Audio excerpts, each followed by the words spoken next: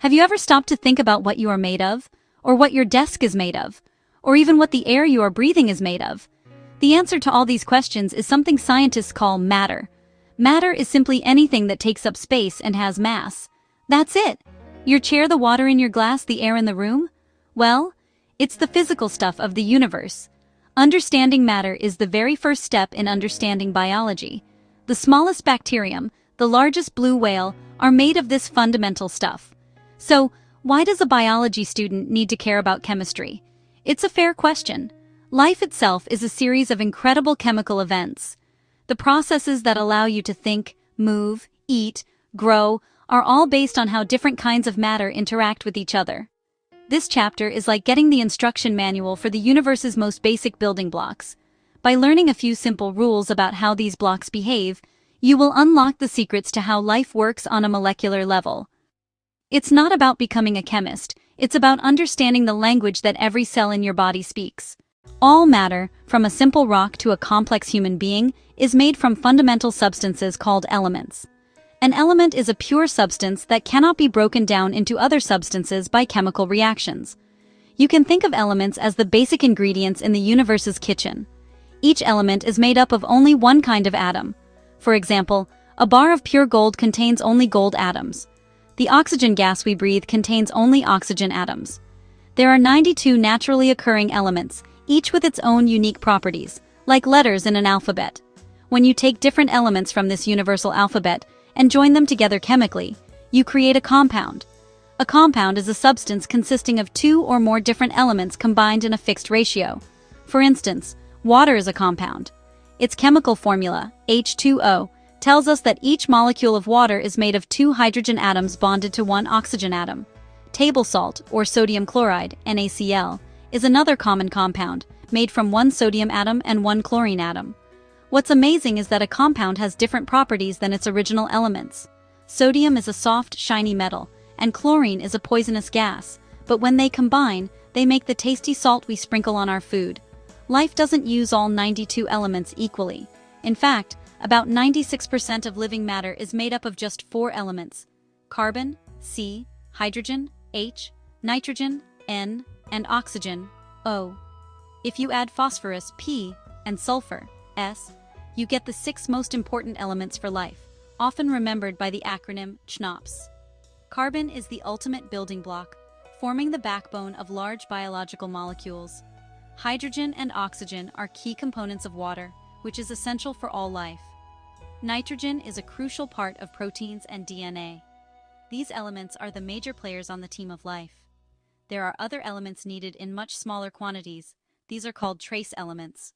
If an element is a basic ingredient, then an atom is the smallest possible piece that still has the element's properties. Atoms are incredibly tiny, millions could fit on a pinhead, but they are made of even smaller particles. Think of an atom like a miniature solar system. In the center is the nucleus, like the sun. The nucleus contains 2 types of particles: protons. Protons have a positive electrical charge. Neutrons. Neutrons have no charge, they are neutral. Whizzing around are electrons, like planets around the sun. Electrons have a negative electrical charge. The positive protons attract the negative electrons, keeping electrons orbiting. In a neutral atom, electrons, cons, protons, so charges balance perfectly. It's this arrangement of protons, neutrons, and electrons that gives each element its chemical personality and determines interactions. How do we tell one atom from another? It comes down to the number of protons. The number of protons is called the atomic number, and it defines the element. Every carbon atom has exactly 6 protons, no more, no less. If it had 7 protons, it would be nitrogen. The atomic number is the element's ID number. It's always the same for that element.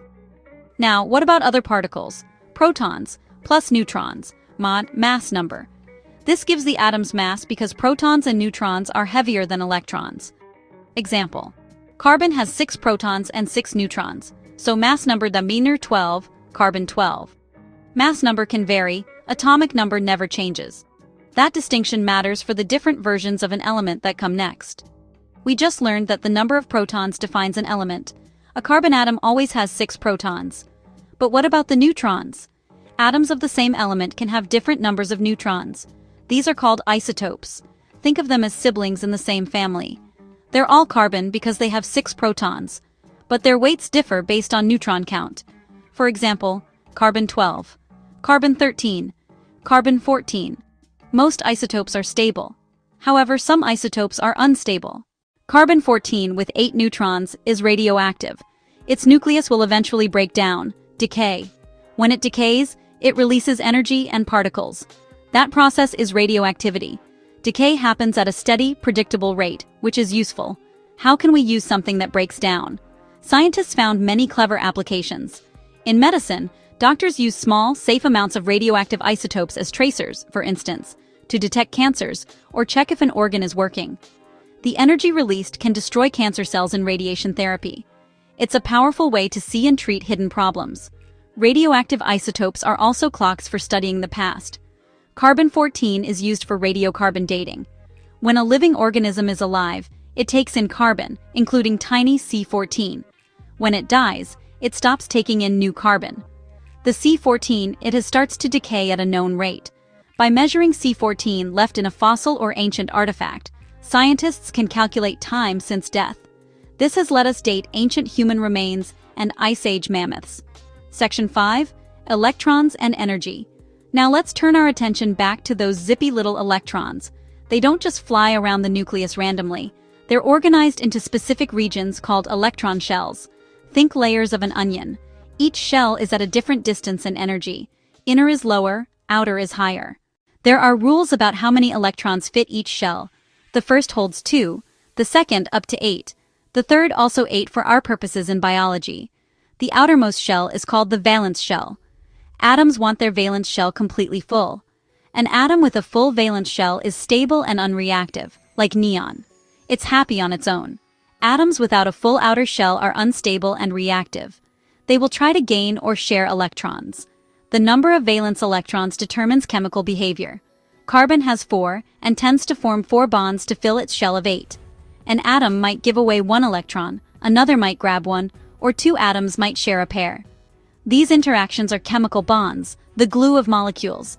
The strongest kind of chemical bond is the covalent bond. This is where 2 atoms share valence electrons. They can share 1 pair or more than 1 pair. Think of 2 people who both need a tool but have only one, so they share it. By sharing, both atoms count the electrons toward a full outer shell. A single covalent bond shares 1 pair of electrons. A double bond shares 2 pairs. Example, H2. 2 hydrogen atoms each share their single electron. Not all sharing is equal. Sometimes one atom is more electron greedy, that's electronegativity. Atoms with similar electronegativity, like O2, share a nonpolar covalent bond equally. Visual. 2 people holding hands. If one atom is more electronegative, such as O versus H, it pulls electrons closer. That forms a polar covalent bond, with one end slightly negative and the other slightly positive. Visual. Larger person gently pulling smaller person's hand. Another major type is the ionic bond, a complete transfer of electrons. Na gives, Cl accepts. Opposite charges attract like magnetic poles. This forms NaCl, table salt, an ionic compound, or salt. The most significant of the weaker attractions is the hydrogen bond. It forms when a hydrogen atom already covalently bonded to an electronegative atom, like oxygen or nitrogen, is also attracted to another electronegative atom nearby. In water, the slightly positive hydrogen of one molecule is attracted to the slightly negative oxygen of a neighboring molecule, forming a hydrogen bond. Individually, it's weak, more like a temporary handshake, but together they become powerful. Hydrogen bonds give water high surface tension and the ability to absorb a lot of heat. They also hold DNA strands together and help proteins fold into functional shapes. Knowing which atoms are in a molecule is only part of the story.